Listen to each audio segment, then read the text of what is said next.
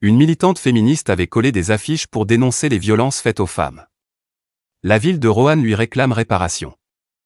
La voiture de son mari avait été repérée par les caméras de surveillance. Une colleuse d'affiches féministes a été convoquée à la mairie de Roanne.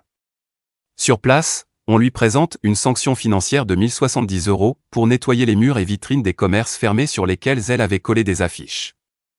Ou, à défaut, possiblement, jusqu'à 60 heures de travail non rémunéré, équivalent du travail d'intérêt général, ajoute la mairie, comme le relève le Pays roannais.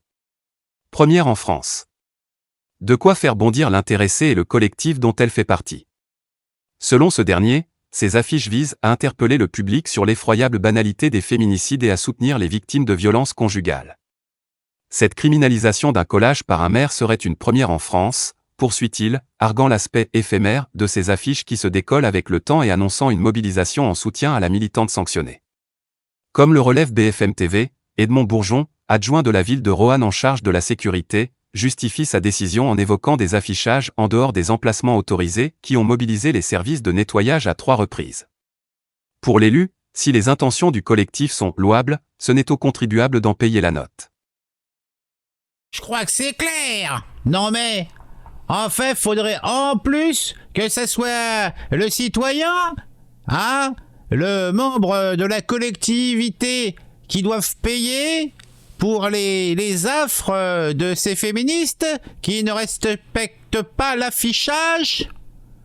Non mais, ils disent ouais, c'est des collages qui durent pas longtemps. Bah oui, bah tu fous tes collages aussi sur des vitrines. Les gens qui ont ces boutiques-là, bah ils vont devoir s'embêter à les enlever.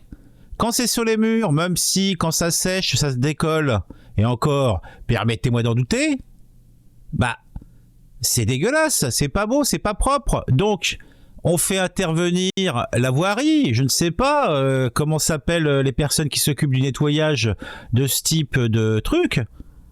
Et ça a des frais, c'est des frais.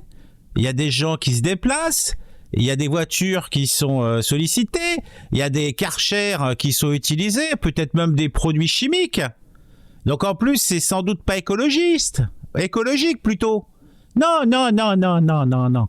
Non, mais ce n'est que normal. Elle s'est fait prendre la main dans le sac avec l'association RAC. Ou alors qu'elle fasse ses 60 heures, pourquoi pas. En fait, jamais responsable de rien, jamais coupable de rien. Non, non, non, non. Ah, comme tu dis, ta main sur mon cul, ma main dans ta gueule. Bah là, c'est pareil.